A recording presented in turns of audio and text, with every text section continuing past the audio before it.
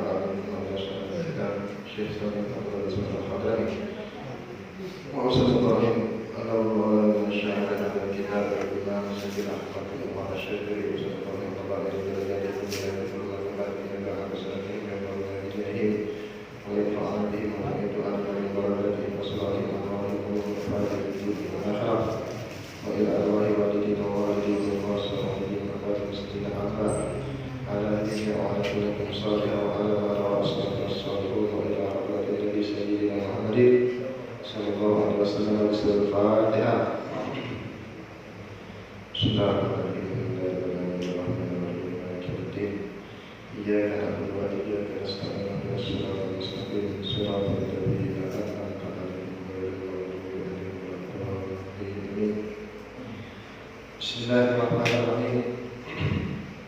Alhamdulillahirabbil alamin. Allahumma shalli wa sallim ala sayyidina Muhammad wa ala ali sayyidina Muhammad. Subhanaka la ilma lana illa ma 'allamtana innaka antal alimul hakim wa tub 'alaina innaka antat tawwabur rahim. Ighfir lana warhamna wa anta khairur rahimin. Wa sallallahu alaihi wa sallam Islam. Tahiyyatu ahlil jinan wa tahiyyatukum biha salam. Assalamualaikum warahmatullahi wabarakatuh. Assalamualaikum warahmatullahi wabarakatuh. Alhamdulillah, syukurillah ala ni'matillah, wassalatu wassalamu ala rasulillah wa ala alihi wa sahbihi wa man wala wa la hawla wa la quwwata illa billah. Allahumma rabbi shrah li sadri wa yassir li amri wa hlul 'uqdatam min lisani yafqahu qawli. Rabbi zidna 'ilman wa yaqina warzuqna fahman. Walhamdulillahirabbil alamin. Syukur kita kepada Allah Subhanahu wa taala yang mana pada malam hari ini masih diberikan nikmat hidayah, nikmat inayah, nikmat iman, nikmat Islam, nikmat dimudahkan oleh Allah untuk melakukan amal-amal ketaatan daripada tanda dermawan seorang hamba, dermawan Allah kepada hambanya, yaitu di saat Allah mempermudah hamba tersebut di dalam ketaatan kepadanya, diringankan langkah kakinya untuk menuju tempat-tempat yang baik. Di dalam hadis yang lain, Rasulullah SAW bersabda, "Man yuridillahu bihi khair yufaqihuhu fid-din." Seorang hamba yang diinginkan kebaikan oleh Allah Subhanahu wa taala, hamba tersebut akan dipahamkan di dalam agamanya. Sebab di saat seorang hamba memahami agamanya, maka dia akan dimudahkan oleh Allah untuk menuju ampunan Allah Subhanahu wa taala. Mereka beribadah sesuai dengan ilmu yang telah dipelajari, sehingga ibadah mereka insyaallah diterima di sisi Allah Subhanahu wa taala. Ya Rabbal alamin. Melanjutkan daripada kajian kitab Safinatul Najah,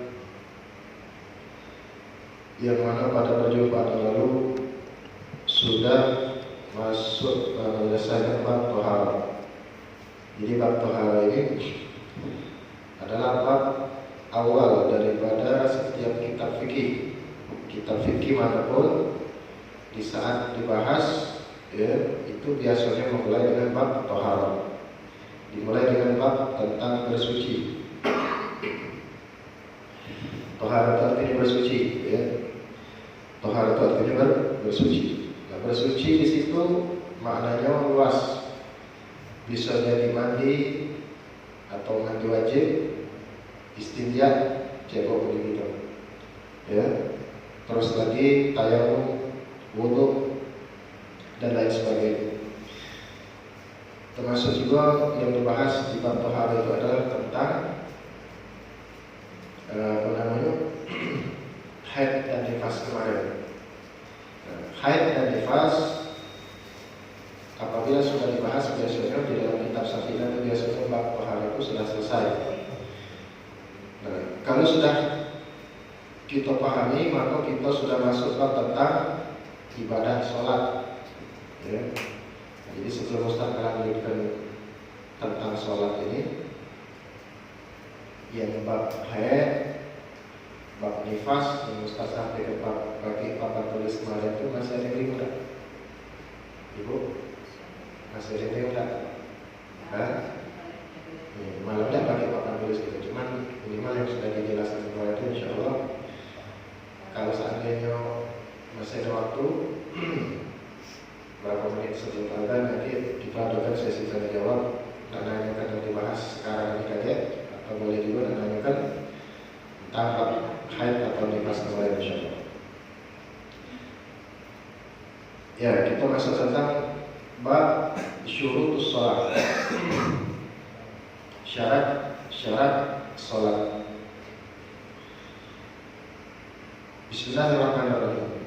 Alhamdulillahirabbil alamin, Allahumma shalli ala sayyidina Muhammad wa ala ali sayyidina Muhammad. Qala al-mu'allif rahimahullah ta'ala wa nafa'ana bihi bi ulumi fid darain. Ila aqal faslun syurutus shalah. Tsamaniyah. Syarat sah salat itu ada 8.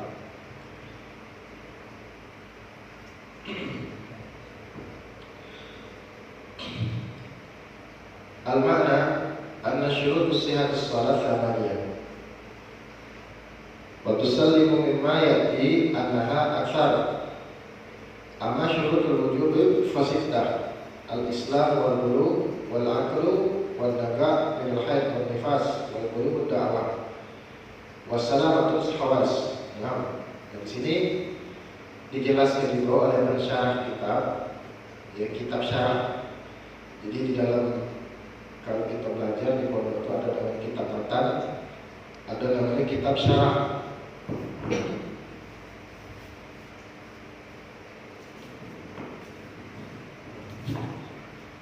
Kitab matan itu adalah kitab ringkasan. Ada syarah adalah penjabaran dari kitab matan. Contoh, kalau di dalam kitab matan Safinah ini, fardu itu ada 6. Di syarah itu dijabarkan setiap poin dari 6 poin itu dijabarkan. Itu syarah. Jadi disyarahkan dulu sebelum dijelaskan 9 poin rukun apa? Syarat sah salat. Ini disebutkan juga oleh beliau. Sebenarnya banyak kata beliau, tapi di sini sebelum dia menjelaskan 9 poin daripada syarat sah salat itu, beliau juga kepengen menyampaikan di sini Habib Ahmad Asy-Syadzili pensyarah kitab ini ada namanya syarat sah salat, ada syarat wajib salat. Itu beda, ya. Ada syarat sah salat, ada syarat wajib salat. Nah, jadi kita harus ketahui dulu. Ini bab yang sebenarnya sayang kalau kita tidak paham itu, ya. Jadi kalau kita mau ibadah, jujur-jujur, ya, seandainya kita tidak kata sedikit pun rasa tertarik untuk belajar tentang sholat ini, terlebih lagi yang kita bahas malam ini, syarat sah, kaget masuk tentang usul sholat, syarat sah sholat, usul sholat, rukun sholat, pembatal sholat. Nah, ini 4 ini bahaya kalau tidak kita belajar. Misalnya lagi, usul sholat, syarat sah sholat, rukun sholat, pembatal sholat. 4 ini hendak kita pelajari. Jujur-jujur, dikhawatirkan ibadat kita selama ini. Nah, itu. Nah, di sini juga dibedakan oleh Habib Ahmad di sini. Kata beliau, ada syarat wajib sholat, ada syarat sah sholat. Kalau syarat sah sholat itu umum, sifatnya umum. Budak kecil atau orang dewasa sejak itu masuk syarat sah sholat. Ya, macam kita punya anak, ya, umurnya belum balik, masih 6 tahun, 4 tahun, atau 5 tahun, ya, 7 tahun. Mereka ini belum wajib, tapi kalau sholat sah. berdasarkan syarat sah sholat.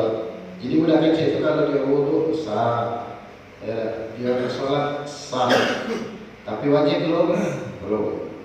Nah di sini beliau menjelaskan syarat wajib sholat. Nah, sekarang syarat wajib sholat itu apa betul? Syarat wajib sholat itu ada 6. Kalau syarat sah sholat yang kita bahas malam ini itu ada 8. Nah di sini sebelum dibahas oleh beliau tentang syarat sah sholat itu, di sini dijelaskan dulu tentang syarat wajib sholat. Syarat wajib sholat itu dikhususkan untuk orang-orang dewasa. Cak kita yang sudah jelas balai, ya, nak bujang, apalagi lagi ini, dalam keluarga. Kita sudah masuk di syarat wajib. Syarat wajib ada 6 di sini kata dia. Yang pertama Islam, jelas, ya. Sehebat apapun dia ibadat, sehebat apapun dia melakukan sholat tahajud malam hari, tapi ternyata bukan Islam. Misalnya, ya, macam contoh misal, lagi sepak bola, ya Ustaz, hobi juga buka medsos. Sampai-sampai dunia itu terpana di negeri Abu Qatar itu. Mereka hari Jumat tadi nengok orang Islam sholat Jumat. Oh kami, ya. Sampai-sampai orang Muslim itu dia bersyahadat belum, melok bagaimana? Dia belum bersyahadat, tapi gagal. Ya gagal, gagal istilahnya. Iya, mudah-mudahan dapat hidayah. Ya, artinya tidak sah kalau dia belum bersyahadat. Nah, seperti itu, ya. Nah, jadi macam kemarin itu. Waktu awal mula COVID-19 mulai melebar di sini yang di Cina, kebetulan bukan pulau kebetulan, memang jalurnya Allah dari kekuasaan Allah. Sebelum kejadian COVID itu kan di Uyghur, kaum Turkistan yang ada di Xinjiang Cina itu, yang muslimah-muslimahnya yang bercadar-cadar itu dipaksa buka. Ya sebenarnya banyak kisah-kisah tragis dengan muslimah di sana diperlakukan oleh komunis di sana. Tidak usah dibahas itu, agak sakit hati bahas itu. Singkat cerita, itu di akhir tahun 2019 presidennya Xi Jinping itu sombong. Tak pacak ada yang mampu menumpangkan Cina. Karena dia nengok dia banyak tentara, duitnya banyak, sahamnya di negara sini banyak, saham di negara itu banyak, termasuk utangnya di Indonesia banyak, tinggal lagi. Lalu Allah pangkas langsung kesombongannya itu dengan tidak perlu lagi tentara. Zaman dulu ada alat tarokai fa'ala rabbuka bi ashabil fil, pasukan gajah yang besar-besar, burung ababil rawat ringkih bagi jahanam. Habis. Ini lebih kecil lagi oleh virus. Mantap dah nengok virus itu kan. Tapi dengan bahaya kecil ini habis ekonomi. Nah, singkat cerita, hikmah Allah turunkan corona di sini yang di Cina itu. Mereka lihat penduduk Uyghur ini, di situ kan umat Islam, komunitas Islam yang ada di Cina itu, mereka punya masjid. Subhanallah, dengan izin Allah. Tak satu pun orang Islam kena corona. Tidak kena corona. Sedangkan satu Xinjiang itu lumpuh Pak. Kesebaran itu kan dikabarkan seluruh dunia kecanggihan teknologi sekarang. Mereka itu karena umat Islam tak ada yang kena corona, akhirnya mereka berbondong-bondong mendatangi masjid, dijenguknya agama Islam. Mereka tuh cuci tangan, cuci gai. Cuci kita bodoh kan? Cuci mereka cuci tangan, cuci gai. Akhirnya cuci gai. Akhirnya di saat umat Islam sholat, mereka sholat. Tidak bersahadat mereka. Jadi Muslim Pak, di lapangan masjid juga kami. Entah ada kiblat apa enggak. Islam kan kata lagi kiblatnya di situ. Pokoknya merok gerakan Islam. Jadi dia sholat itu mungkin nyegah corona, puji dia. Untuk nanti itu uji kita, untuk uji mereka cuci tangan, cuci kaki. Akhirnya banyak itu belum mengucapkan syahadat, tapi mereka sholat. Mudah-mudahan semuanya itu dapat hidayah. Dan ini menunjukkan apa? Justru di sana tempat yang dimana orang muncul, wong kafir pun berbondong-bondong ke masjid. Di negara kita ni, justru di saat kita nak ke masjid, tak boleh. Lah jelas lebaran sehari itu cuma sehari, lama tak saja, tak boleh sembahyang lebaran di masjid. Pasangan belas pun boleh. Ini kan akal tak masuk akal. Pasangan belas itu dari mukanya baru. Pasangan belas, katakanlah lama belajar 9, bentuknya baru. Paling lagi, apalagi 10 terakhir itu nak berbelanja, berjumpa dan baca bergerak lagi gitu. Maka sembahyang lebaran lama tak sejam, tak boleh. Sehari, dalam sehari sejam. Setahun cuma 2 kali tak boleh. Di masjid tak boleh, pasar boleh, mall boleh. Sudah sholat di mall boleh. Sedangkan di negara di mana Cina itu mulanya corona itu ada, justru orang-orang kafir berlomba-lomba ke masjid. Nah, jadi di sini kita nih istilahnya untuk orang Islam, tidak usah diajari soal kebersihan. Wudhu kita itu sudah dipastikan ada sebelum kita ke masjid. Ibu-ibu di sini tidak wudhu di sini, pasti wudhu di rumah, betul tak? Ya, bapak-bapak sini tidak wudhu di rumah, wudhu di lantai sini. Artinya sebelum masuk masjid kita mencuci tangan. Dan tangan ini setiap bilasan atau di wudhu itu terpakai kalau mencuci tangan. Dan mencuci wajah pakai tangan juga. Mencuci kuping pakai tangan juga. Ngusap kepala kalau pakai tangan juga. Mencuci kaki musuh-musuhnya pakai tangan. Berapa kali dicuci tangannya? Jadi kalau nak cerita bersih, umat Islam tidak usah diajari. Apalagi nak bahas tentang toleransi. Ya dah. Cukuplah di saat mereka beribadah dengan non-muslim, kita tidak ganggu untuk toleransi tanpa memaksakan mereka harus ikut ibadat kita. Ya, la aku dengan ta'budu wa la antum abiduna ma'bud. Lakum dinukum wala dini, selesai. Dan harus di saat mereka melakukan ritual kita melo, tidak bisa. Ya. Kembali ke pembahasan kita tadi. Jadi intinya ibadat apapun yang dilakukan kalau dia belum bersyahadat tidak sah. Itu syarat sah. Syarat wajib sholat. Wal wudu. Nah, termasuk juga syarat wajib sholat ini adalah balik. Ya, jadi adik kita yang kecil tadi sholat maghrib tadi, itu mereka belum wajib karena belum balik. Balik kemarin berhubungan dengan yang kita bahas kemarin itu tentang haid.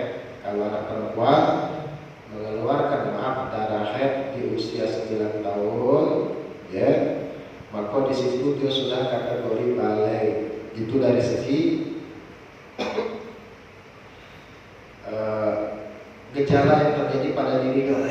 Ya. Kalau laki-laki dia mengeluarkan mani usia 9 tahun. Jadi untuk laki-laki keluar sperma. Ya, ini basah. Ini bilang. Nah, kalau perempuan mereka mengeluarkan darah haid usia 9 tahun. Adapun kalau dia belum keluar haid atau laki-laki belum keluar sperma usia 9 tahun, maka kaget batasan baliknya usia 15. Ya, jadi 10 tahun belum keluar belum balik, 11 tahun belum keluar belum balik, 13, 14, 15 belum keluar juga, maka keluar tak keluar haidnya atau belum mimpi basah laki-laki usia 15 tahun, haid atau tidak, keluar sperma atau tidak laki-laki, maka hukumnya balik 15 tahun. Jadi tidak usah bertanya lagi. Misal ustazah aku ini belum haid juga, ustazah balik belum wajib juga boleh sholat. Ustazah tinggal tanya, umur berapa sekarang? 16 tahun tadi, 15 tahun tadi sudah balik. Tapi kan belum keluar haid. Yo, itu dari takaran gejala yang timbul pada tubuh. Tapi kalau takaran usianya 15 tahun, haid belum haid, balik hukumnya.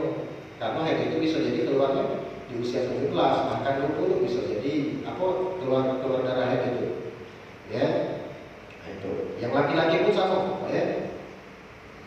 Cuma alhamdulillah ini kabar Ustaz bukan kalau meneliti bukan kalau ada riset meneliti ya. Alhamdulillah Pak, anak kita jago karena pengaruh HP. Kadang-kadang Pak belum, ya kadang-kadang ini tidak tahu juga, belum usia 9 tahun lah baca keluar sebagaimana. Gara-gara apa? Nah, soalnya rusak zaman sekarang. Ya, HP. La ilaha illallah. Balik. Jadi kalau balik itu sudah wajib sholat. Kalau belum balik, belum wajib sholat. Wal aql, berakal. Syarat wajib sholat yang ketiga berakal. Berakal di sini maknanya wong ini tidak gila, tidak do mabuk, tidak do pingsan, terus juga tidak tidur. Ya, makanya lagi usul sholat itu salah satunya tidur. Tidurnya juga kaget ditanya, tidur itu sebelum masuk waktu atau sudah masuk waktu? Ya bahas itu, ya di babnya. Jadi berakal. Jadi wong gila wajib tak? Tidak wajib. Wong gila tidak wajib. Cuman, yo agak sakit hati dikit gitu. Di Indonesia wong gila pernah nyoblos. Ya, sholat wong gila dimaafkan Allah. Dari lahir sampai mati, umurnya 80 tahun, 100 tahun, dari lahir gila. Dan dipaksa Allah sholat. Maaf, wong gila ni malik, ngapok, muluwong, dak dosa. Wong gila sholat dimaafkan. Wong ini kalau meninggal masa ditanya, maksudnya kau bilang subuh pasti akalnya berangkat sudah. Syariat mulai memaafkan. Wong gila itu tidak usah sholat, tapi aneh wong gila pacar nyoblos.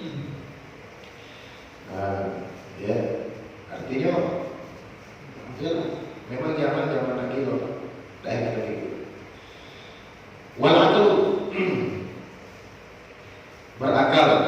Ya artinya dalam kondisi mabuk belum wajib sadar dulu. Misalnya dia minum obat apa misalnya, ya, apalagi sampai minum minuman keras jadi ya. Wan naga minal haid wal nifas. Terus harus suci dari haid dan nifas. Mari sudah bahas ya, artinya kalau lagi haid atau dalam kondisi nifas tidak boleh sholat, disucikan dulu ya, masa haidnya, disucikan dulu masa nifasnya yang sudah kita bahas panjang lebar pada 2 pekan yang lalu. Wal bulu dakwah. Terus juga dakwah Islam lah nyampe. Maksudnya di sini misal Ustaz juga pernah dengar di dalam suatu riwayat, pernah juga untuk dulu atau di hadis apa bukan belum sempat baca ya. Dikatakan bahwasanya kakek di akhirat itu ada orang yang dia tidak pernah sholat dari lahir sampai mati, tidak pernah yang sholat karena memang tidak tahu sholat itu apa, tidak tahu yang pas di akhirat langsung masuk surga tanpa hisab. Sama kayak wong gila. Siapa wong ini? Wong yang hidup di pedalaman. Ya, artinya dia tidak perlu agama apapun. Wala Islam, wala Kristen, wala Buddha, wala Hindu, pokoknya hidupnya dengan utang. Hewan, pokoknya makan. Pokoknya misalnya jadi makan sesama manusia. Kanibal. Tapi memang tidak pernah nyampe ajaran agama mereka. Tidak pernah nyampe ajaran agama pun. Pokoknya tahu hidupnya. Ya, lingkungan suku dia tadi. Nah, macam ini dimaafkan. Karena memang tidak pernah nyampe Islam di situ. Tidak pernah nyampe. Artinya Islam itu belum pernah didengarnya, bahkan kalimat Islam itu asing lagi dia, apalagi sholat, apalagi dengar istilah azan. Ya, dah, musyahadat beda kan? Tak pernah. Wong yang macam ini dimaafkan Allah. Nah, wong yang macam ini Pak, pertama jangan kaget di akhirat pas kita nengok, maaf, si fulan bin fulan masuk surga, padahal tak sholat namanya. Nah kita yang diklaim tak baca, kalau aku punya jalan yang diklaim aku, dah baca. Kita yang diklaim berdosa, Kita di Palembang pada sholat. Karena apa? Palembang ini ustaz kiai banyak. Di Palembang ini ustaz sama kiai banyak. Di sana itu maaf, macam suku-suku pada alam tadi. Kalau cak kita maaf sesukan-sukan ke majelis taklim YouTube ada. Oh ya, sesukan-sukan ke majelis taklim YouTube ada. Kepingin tadi. Ya dah. Misalnya, nah cuma kan istilahnya kalau ibarat kita tidak tahu suatu hukum, untuk mengucap itu maaf di Palembang, apalagi di perkotaan yang di situ kabarnya ustaz banyak, kiai banyak. Kalau kita nak nyambungkan diri kita dengan mereka ini tidak bisa. Tidak tahu kita ini dengan tidak tahu mereka itu lain. Mereka memang kiai tidak ada, yang Islam mereka tidak ada. Nah kita ini ibarat kita nak berdalil, ya Allah, aku tidak pacak, tidak tahu dulu, ya Allah hukum itu. Banyak kiai di Palembang itu. Ustaz Abaib banyak. Yang mana kalau mereka itu pacak kalau kita tentang hukum. Kalau di guru kita dulu ngomong cak imam kami di pondok dulu, kata beliau, kalau misal dalam ibadat kita ini masih banyak pertanyaan, masih banyak tanda tanya dari segi wudu, dari segi sholat, Fatihah, masih banyak tanda tanya dari situ sah beda, kalau jangan beda, maka wajib belajar. Bukan jajan tahu, ya. Terutama Fatihah, makhraj huruf itu yang harus kita penuhi. Apalagi di kampung kita ada Ustaz Junaidi, paling ya Ustaz sering. Ya, kalau kami guru kami itu tegas pak. Ya, artinya kata beliau kita ini harus minta simak dan Fatihah kita. Ya, sebab apa kita ini sholat itu Fatihah itu penting. Ya, Fatihah itu penting. Suguhkan Fatihah kita kepada ulama-ulama kita. Minta dengan Ustaz Fatihah itu macam mana Ustaz cerita, coba dengan Ustaz pening. Di bandar itu kiai di Ustaz tadi. Kita baca model macam yang beliau ajarkan sampai nanti baca ada. Ya, tak puas lagi dengan beliau tak dengan kiai lain, Ustaz lain apalagi mengambil cerita Ustaz selalu tajwid yang patok agak ini. Kalau dulu ada masih keluarga rumah, istri saya ada Wak Bakar balik sama Kiki itu guru tajwid yang dulu, tapi sudah tinggal. Ya. Masuk mertua saya itu ngaji, ya boleh kalau misalnya rumah tak ada Fatihah boleh, atau banyak apa yang kita di Palembang banyak, ya tak ada Fatihah gitu. Ya biar kita ini bisa didoakan, biar lisan kita ini ringan untuk membaca Fatihah ini. Yang terakhir wassalamatul hawas. Nah, ini tak katik penyakit pekak asam butor. Nah, ya ada pekak butor. Siapa mana Pak nasihat ini? Dari lahir pekak asam butor. Ya, itu pecah nanti, dikatakan nanti itu bekas sama butor. Kita ajak ngomong tidak kedengaran, kita merasakan sholat tidak terima. Padahal lahir dari mak abah Islam, wong abah Islam kiai besar, tapi subhanallah misalnya dari anaknya tadi lari kecil, lahir pekak sama butor. Nah, wong yang macam ini tidak wajib sholat, ya. Kita bacain asmayang kan, ya dia tidak lima kan. Kita pekak ada bang di kuping dan tidak ada yang itu. Maaf sampai mati tidak pernah sholat di mana? Makhluk, ya, wong yang macam ini makhluk. Rafi'atul adalah terangkat catatan kesalahannya di sisi Allah Subhanahu wa taala kalau dia tidak sholat, ya. Nah, itulah 6 poin daripada syarat wajib sholat. Sekarang syarat sah sholat. Ya, jadi syarat sah sholat dengan syarat wajib sholat itu kan beda. Nah, ini kitab fikih, Pak. Berarti ini kitab fikih. Kitab Safinatun Najah fikih ilmu zahir. Ada lagi dibahas lagi oleh ulama, tapi bukan di fikih. Ada juga namanya syarat diterimanya sholat.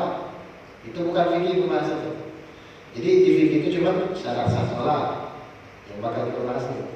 Ada lagi syarat wajib sholat yang tadi, ya yang Islam, balik, berakal, suci dari hadas nifas, itu syarat wajib sholat. Di dalam kitab tasawuf dibahas lagi. Ada namanya juga syarat qabulus sholat, syarat-syarat diterimanya sholat, lain lagi. Ya, jadi kalau syarat sah sholat ini, syarat wajib sholat yang kita pelajari secara zahir, misalnya kita pelajari, alhamdulillah kita tahu, jadi kalau digawe tidak sah sholat. Kalau tidak punya syarat-syarat ini tidak sah sholat, alhamdulillah kita pelajari misalnya.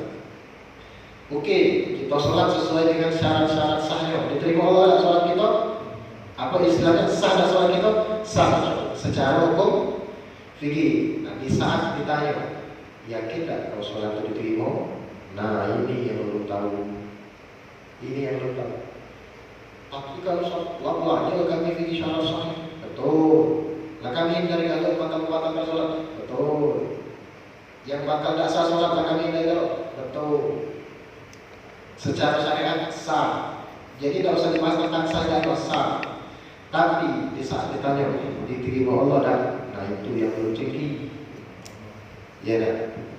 Saya nih kan, atau siapapun, saya nih kan, di saat meninggal dunia, pasti kami akan mengumumkan mudah-mudahan amal ibadah dari diterima Allah. Masih mudah-mudahan, bukan pasti ya.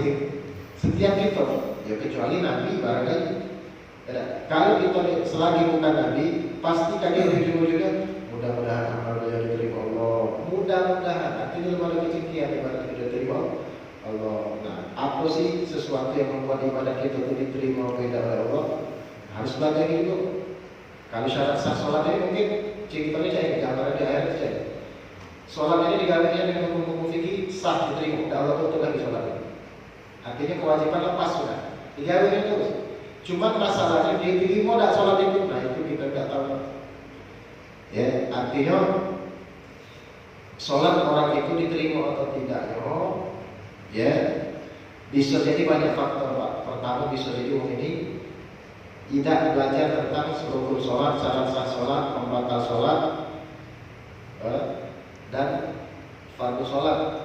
Ya, mungkin artinya memang tidak diterima itu gara-gara tidak sah. Bisa jadi, atau bisa jadi dipelajari kalau lagi diterima sesuai fikih sah sholatnya, apa sah sholatnya secara fikih. Rukunnya tidak diterima gara-gara faktor lain. Mungkin salah satunya, walaupun telah paham kitab ini Pak, dari belakang ke depan paham ya, dihindari segala apa yang diharapkan, apa yang dibolehkan, apa yang diwajibkan yang dibahas di kitab ini telah digawe itu sah, alhamdulillah. Tapi di saat walaupun dia hafal gawe isi kitab ini dipahami kalau maaf dia sholat tapi makan haram tidak terima Allah. Iya, hati-hati makan haram itu banyak. Ya, makan haram itu banyak. Kalau kita nak cerita korupsi bukan sekadar kita tengok-tengok kemunculan pejabat-pejabat korupsi. Bisa jadi korupsi duit, skala duit. Bisa jadi kita punya korupsi juga Pak. Macam kalau kita karyawan toko atau karyawan kantor datang telat itu korupsi waktu, atau balik di awal waktu sebelum waktunya itu korupsi waktu, atau tidur di waktu jam kerja korupsi waktu. Korupsi waktu. Nah hati-hati Pak. Saya ini pernah mengalami ke kantor dinas di daerah Palembang, ya, tak ada mungkin dinas apa. Jadi pas ke situ, nak terus surat lah. Salah satu pegawai kantor itu Pak main game, pakai komputer kantor. Game sepak bola. Haram hukum itu komputer keperluan negara, keperluan untuk rakyat apa digunakan untuk main game. Beda barangkali itu komputer jadi, cuma listriknya masih lain listrik kantor itu punya negara. Itu korupsi listrik artinya. Uji kita korupsi itu yang koruptor lucu itu melangi duit negara sekian triliun. Ya jelas. Ini korupsi waktu itu haram. Umpama kita pegawai di toko baju telat setengah jam, maaf minta halangan satu pos. Sebab perjanjian dari awal dia harus datang jam 7, kenapa tidak datang setengah 8? Minta halangan itu, bos minta malu setelah minta ditulis setengah jam telat dulu sudah ada apa? Bila perlu tambah ya, bila perlu dipotong-potong bos. Yang sakit makan dia itu yang lebih dari itu. Aku tidak berhak datang yang setengah jam itu tak apa. Sudah ya, setengah jam dulu. Dia itu sudah lihat. Jangan jadi kita produksi itu harus standar itu bisa jadi dari waktu dan waktu yang kita pakai itu yang harus waktu itu kita pakai untuk berkhidmat untuk pekerjaan.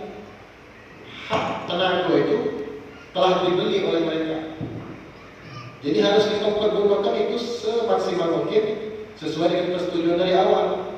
Bukan waktu-waktu itu kita pakai untuk pribadi kita. Beda mungkin memang biasanya di kantor-kantor itu jam makan, jam 12 setelah sholat ada jam makan, beberapa menit bisa atas setengah jam diakui. Cuman jangan juga dipakai fasilitas kantor. Hati-hati haram itu tidak bisa. Itu malah itu ya, Ustaz jelaskan macam ini maaf bukan untuk itu. Tapi ini perlu dijelaskan karena ini tentang hak dan batil. Nah itu juga harus diperhatikan. Ya, banyak sebenarnya kalau macam kedua sebenarnya. Ya, ini apa? Termasuk juga misal kita ini dinas. Misalnya Pak ya, ini tidak ada menyinggung siapa-siapa, tapi Ustaz jelaskan itu. Misalnya kita ini dijuk mobil dinas, misalnya saya ini kepala dinas di suatu bagian, misal ya, dapat mobil dinas, rumah dinas, para kantor dinas, dapatlah fasilitas mobil dinas, artinya bukan punya pribadi mobil ini, sekedar sarana dan prasarana untuk dari rumah dinas ke kantor dinas. Subhanallah, mobil ini cuman halal untuk dipakai keperluan dinas. Jangan pakai jalan-jalan. Tapi harus fasilitas. Fasilitas sesuatu. Fasilitas dari rumah ke kantor, dari kantor ke rumah. Atau boleh juga kau bawa ke luar negeri, ke luar daerah dalam rangka tugas dinas. Bukan ke Bali, bukan ke Bandung, bukan ke Jogja, jalan-jalan bukan. Haram hukumnya, menunjuk tahu ya, menunjuk tahu itu. Sama cabang kita di depan. Allah tahu kita ini dinas di dunia. Dinjuk, apa istilahnya? Sarana dan prasarana untuk mencari bekal di dunia. Jika Allah aku tahu hamba ini di dunia ini nak beramal. Seperti baca Quran. Nah, baca Quran itu butuh alat. Allah titipkan mulut untuk baca Quran. Allah titipkan mata untuk baca Quran. Jadi dinas yang ada di badan kita ini untuk ibadah. Jangan dipakai untuk selain ibadah. Sebab seluruh yang ada di badan kita ini titipan yang diamanatkan. Satu cat mobil tadi, titipan yang diamanatkan untuk keperluan di dinas. Mata ini dinas ibadah, bukan yang tidak benar. Kita ini di dunia ini ibarat kerja dinas Allah. Allah juk sarana, Allah juk bekal untuk melakukan dinas kita tadi. Mata untuk tengok huruf Quran, mata untuk tengok wajah umum itu misalnya. Yang mana sekali tengok dapat 3 pahala haji, gitu kan? Nak ke masjid butuh kaki, Allah titipkan kaki. Artinya dinas kaki ini untuk tanggal ke masjid, ya, bukan ke benteng tanggal malam satu yang lain. Ya, artinya dinas ibadah kita ini untuk taat kepada Allah. Nah, seperti itu kurang lebih. Jangan dikorupsikan untuk hal-hal yang justru menantang Allah dengan nikmat yang dari Allah adalah takut. Mata ini dari Allah kita buat pemberian sama Allah. Allah kerja manusia masih baca kata Allah itu jahat. Coba kalau mata itu sakit kan, oh apa mata? Ya, kalau kita tidak tahu mahalnya sehat, coba sampai ke rumah sakit. Itu ada bernapas, dalam berapa menit kita sudah bernapas di rumah sakit. Setahun itu berapa itu nyawa bernapas kita di rumah sakit itu ada di rumah sakit kita baru tahu harus sehat itu tahu. Tapi sekarang kita disehatkan Allah justru apa kita pergunakan. Nah seperti itu ya. Balik ke cerita yang kita bahas tadi. Jadi seperti itu ya. Banyak sebenarnya. Ada juga salah satu syarat diterimanya sholat itu juga sebagaimana yang sering Ustaz jelaskan, memutuskan silaturahim. Itu juga syarat diterimanya sholat. Tidak boleh silaturahim terputus. Uang yang putus silaturahim sebanyak tidak sholatnya seumur hidup itu tidak ganti pahala sama sekali. Bahkan tercatat maksiat dengan sekujur badannya sampai dia wafat, sampai hari kiamat. Sikok lagi, durhaka dengan bonggo, ya, sehebat apapun ibadahnya, sebanyak apapun sedekahnya, berapa kali dia haji umroh, misal, tapi durhaka dengan bonggo sama macam silaturahim. Ibadah tidak ganti pun diterima, dan ibadah itu justru ditanda maksiat sepanjang hidup, sepanjang amal, dan setiap berat beribadah itu maksiat sampai wafat sebelum taubat. Bergandeng dengan Tuhan. Mutus silaturahim sama durhaka dengan untuk sebanyak apapun ibadah kita, tidak usah pernah diharapkan sebiji pun dari ibadah itu. Kalau mutus silaturahim sama durhaka dengan untuk, tidak usah diharapkan. Jadi termasuk syarat diterima sholat. Ini bukan fikih pembahasannya. Ini pembahasan tasawuf atau wong sombong dengan amal. Ya, di saat kita merasa besar, merasa mulia, merasa hebat, merasa paling alim, merasa paling pakem, paling khusyuk, paling sah, ya, atau paling gaji, paling khusyuk, atau paling tawal. Kalau macam ini, dia sudah nyimpen bibit kesombongan dia. Dan Nabi sudah mengancam, la yadkhulul jannah man kana fi qalbihi mithqala min kibr. Tak bakal ngecet surga wong yang di hatinya ada sebiji sapi dari sombong. Nah, artinya jangan sampai ibadah kita ini justru yang terasa mulia dia, merasa kita dalam berhak mendapatkan surga dari Allah. Para ulama kita justru mereka merasa orang yang paling banyak dosa, walaupun secara real mereka adalah ahli ibadah yang paling taat. Nah, ini itu sebenarnya banyak penyebab membuat sholat kita ini berpotensi tidak diterima di sisi Allah, walaupun mungkin kita dapat mengganggu. Ya, ini tinggal 5 menit. Ya, azan tadi 7 lewat seberapa? Masih 5 menit kan? Tidak apalah kalau 5 menit ya. Belum kita bahas sepoin pun daripada sah sholatnya. Mungkin sisa waktu 5 menit ini yang ditanyakan dia bagaimana? InsyaAllah 5 menit. Kalau ada pertanyaan dia bagi, kalau ada kita maju sedikit di situ. Ya dulu.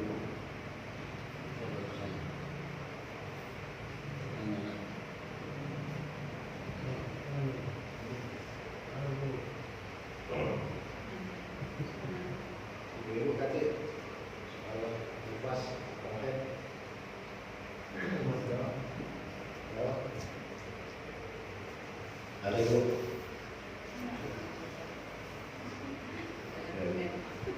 Ada. Tidak lagi. Jadi ini sholat karena ini pernah dengar sholat itu kan bulan puasa itu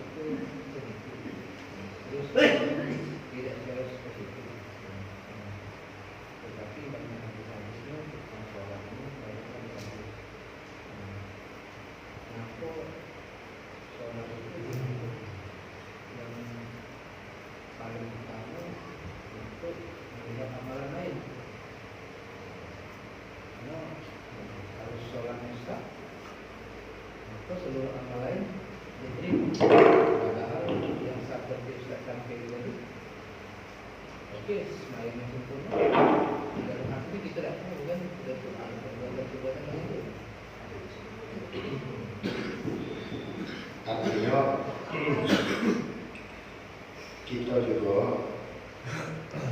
di dalam Al-Quran surat Al-Waqi'ah Allah berfirman la yamassuhu illal mutahharun.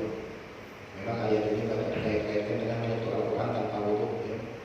Tapi di sini diperluas lagi oleh ulama-ulama yang ahli qulub, yang memang dalam bidang tasawuf. La yamassuhu illal mutahharun itu maksudnya orang itu tidak akan mampu menyelami sholat kecuali mereka benar-benar membersihkan kondisi hati.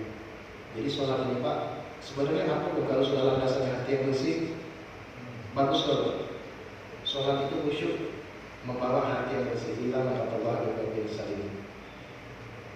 Ya, artinya kan amalan hati ini luar biasa. Selintas amalan hati itu bisa lebih hebat daripada amalan yang ratusan tahun. Ya, macam kalau ada orang imam maksiat itu langsung istighfar dengan benar-benar rasa takut yang susu-susu kepada Allah, itu lebih hebat daripada kalau dia sholat 100 rakaat. Ya, artinya amalan hati ini luar biasa. Nah, sholat itu derajatnya beda di saat kita benar-benar bertakbir itu benar-benar dengan melepaskan dunia dan fokus sama Allah, beda.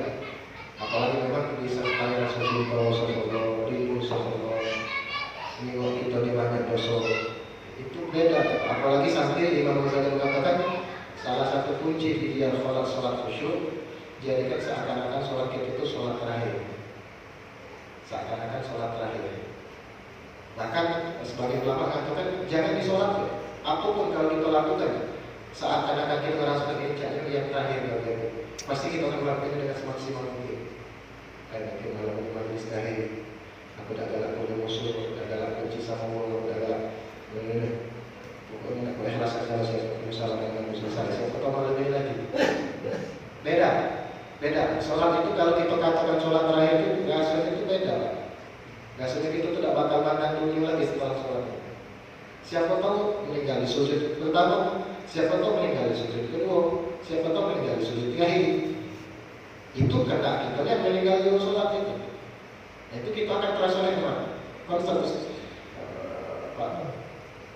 Pak Firdaus tadi nanya, kenapa sholat itu justru bisa diterima gara-gara punya amalan tadi. Artinya sholat itu harus benar-benar disertai dengan hati.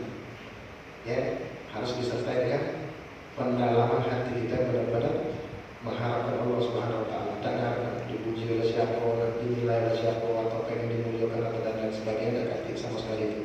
Nah, sudah itu juga sholat itu walaupun di Al-Quran tidak disebutkan bahwa asal Indonesia-nya, tapi memang dituntut oleh Rasulullah dalam hadis-hadisnya. Sudah itu juga sholat ini kenapa disebut amal yang paling pertama dihisab, karena memang sebanyak amal ibadat di dalam 30 juz Al-Quran, cuma di sholat inilah yang Allah memerintahkan Nabi langsung memberi. Kalau puasa Allah menyuruh malaikat Jibril, haji Allah menyuruh malaikat Jibril yang menyampaikan, zakat Allah menyuruh malaikat Jibril yang menyampaikan. Tapi kalau sholat Allah menyuruh Nabi, jemput Nabi Muhammad, baik langsung lagi perintah sholat tadi, baik langsung 5 waktu itu. Baik banyak nanya-nanya dari 50 jadi 5. Nabi Musa ngomong, wahai Muhammad, umat kau tak bakal sanggup 5 itu jadi dengan 5 aku sudah malu. Lali mau ni nak nanya nanti dari 50 Pak, dikorting lah itu Nabi ngejo ke kita 5 masih kurang itu.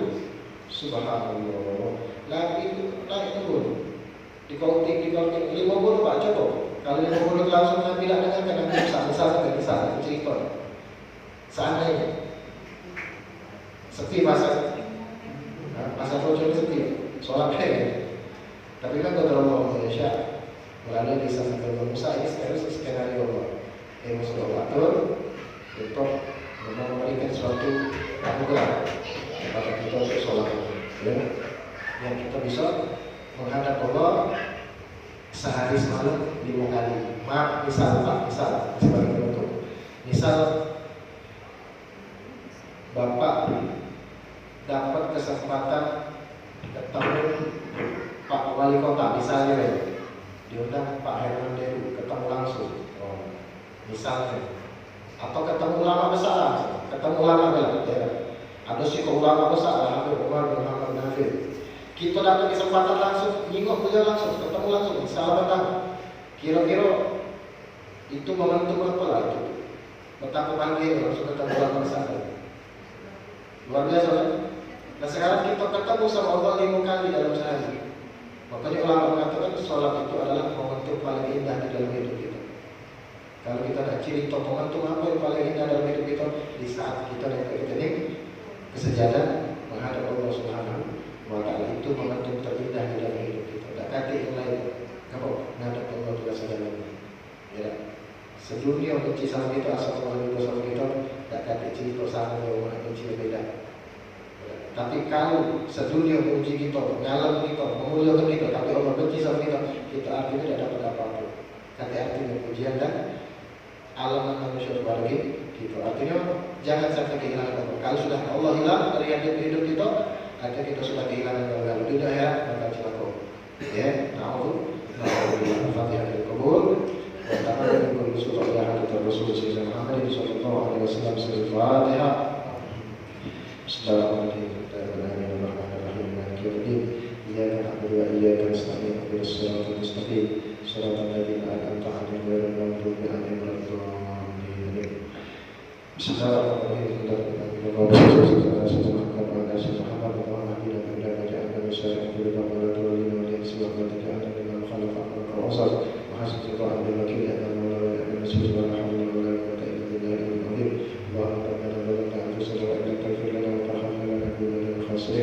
ربنا اتنا في الدنيا حسنه وفي الاخره حسنه وقنا عذاب النار صلى الله عليه وسلم وعلى اله وصحبه وسلم. الحمد لله رب العالمين. تقبل الله منا ومنكم.